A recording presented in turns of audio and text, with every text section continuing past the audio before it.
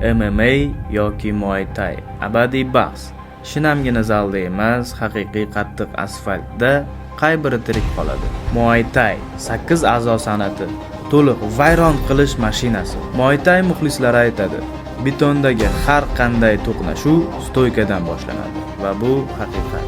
Jostki klinch, mazani qochirib qo'yuvchi tayski tizi va tirsak, bir tegishda oyoqni ikkiga bo'lib yuboruvchi low kick, bitta aniq zarba va raqib chuqur nokautda yoki bir qarashli yuzida yirtiq. Bir qarashda bunday kuchga teng keladigani yo'q deydi. Lekin bitta og'ir lekini bor. Muay Thaichi muvozanat yo'qotib betonga yiqilsa-chi? MMA bu tirik qolish shaxmati. Universal jangchi. Sani eng kuchli low kicking ham sani yerga bosib, nazoratga olib, parterda ezib tashlaganda hech narsaga yaramaydi. Oyoqga proxod, yuqoridan og'ir bosim, parterda dabivание.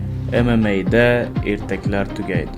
Sof udarnik yerga yiqildimi, tamom, qopqon yopildi. Qattiq kontrol, shafqatsiz finish. Shunday ekan, hakam yo'q joyda qay biri tirik qoladi? Sof kuchmi yoki sovuq hisob-kitobmi? Tanlov sendan. Kommentariyaga yoz. Tay yoki MMA?